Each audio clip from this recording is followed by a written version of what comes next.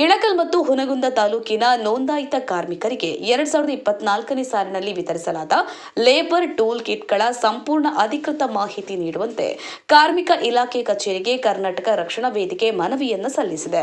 ಕಾರ್ಮಿಕ ಇಲಾಖೆ ಮತ್ತು ಕಲ್ಯಾಣ ಮಂಡಳಿಯ ವತಿಯಿಂದ ಕಳೆದ 2024-25ರ ಸಾಲಿನಲ್ಲಿ ಅರ್ಹ ಫಲಾನುಭವಿ ಕಾರ್ಮಿಕರಿಗೆ ವೃತ್ತಿಪರ ಟೂಲ್ ಕಿಟ್ಗಳು ಮತ್ತು ಸುರಕ್ಷಿತ ಪರಿಕರಗಳನ್ನು ವಿತರಣೆ ಮಾಡಿರುವುದು ಸಂಘಟನೆಯ ಗಮನಕ್ಕೆ ಬಂದಿತ್ತು.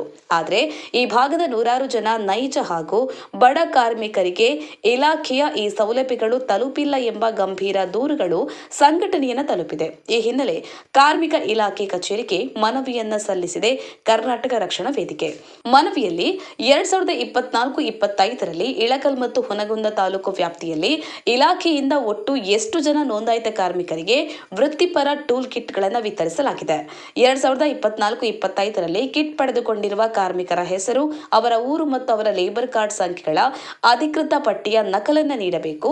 ಪ್ರಸ್ತುತ ತಾಲೂಕಿನಲ್ಲಿ ಕಿಟ್ಗಾಗಿ ಅರ್ಜಿ ಸಲ್ಲಿಸಿ ಇಲಾಖೆಯಲ್ಲಿ ಕಿಟ್ ಪಡೆಯಲು ಬಾಕಿ ಉಳಿದಿರುವ ಅರ್ಹ ಕಾರ್ಮಿಕರ ಸಂಖ್ಯೆ ಎಷ್ಟು, ಇವರಿಗೆ ಯಾವಾಗ ಕಿಟ್ ವಿತರಿಸಲಾಗುತ್ತದೆ, ಈ ಬಗ್ಗೆ ಅಧಿಕೃತವಾದ ಲಿಖಿತ ಮಾಹಿತಿಯನ್ನ ಇಲಾಖೆ ನೀಡಬೇಕು ಎಂದು ಮನವಿಯಲ್ಲಿ ಕೋರಿದ್ದಾರೆ.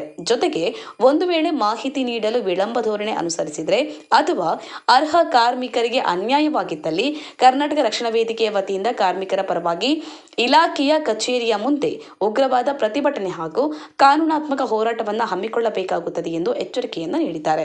ಈ ಸಂದರ್ಭದಲ್ಲಿ ಅಶೋಕ ಪೂಜಾರಿ ಅಧ್ಯಕ್ಷರು ಇಳಕಲ್ ತಾಲೂಕು, ರೋಹಿತ ಬಾರಕೇರ ಅಧ್ಯಕ್ಷರು ಹುನಗುಂದ ತಾಲೂಕು, ಹುಸೇನ ಸಂದಿಮನಿ ಪ್ರಧಾನ ಕಾರ್ಯದರ್ಶಿಗಳು ಹುನಗುಂದ ತಾಲೂಕು, ಹಸನ ಕಲಕಬಂಡಿ ಅಧ್ಯಕ್ಷರು ಇಳಕಲ್ ನಗರ ಘಟಕ, ಮುರ್ತುಜಿ ಬಾದಾಮಿ ಪ್ರಧಾನ ಕಾರ್ಯದರ್ಶಿಗಳು ಇಳಕಲ್ ತಾಲೂಕು, ಬಾಲನಗೌಡ ಬಲಕುಂದಿ ಗ್ರಾಮ ಘಟಕ ಅಧ್ಯಕ್ಷರು, ಜಹೀರ ಸಂಗಮುಖರ ಉಪಾಧ್ಯಕ್ಷರು ಹುನಗುಂದ ತಾಲೂಕು, ಸಾಗರ ಪಟ್ಟಣಶೆಟ್ಟಿ ಅಧ್ಯಕ್ಷರು ಯುವ ಘಟಕ ಇಳಕಲ್ ತಾಲೂಕು, ಮೆಹಬೂಬ ರೇಷ್ಮೆ ತಾಲೂಕು ಸಂಚಾಲಕರು ಇಳಕಲ್, ಮೆಹಬೂಬ ಅಲ್ಕೊಳ್ಳಿ ಅಧ್ಯಕ್ಷರು ಆಟೋ ಚಾಲಕರ ಘಟಕ ಹುನಗುಂದ ಜೊತೆಗಿದ್ದರು.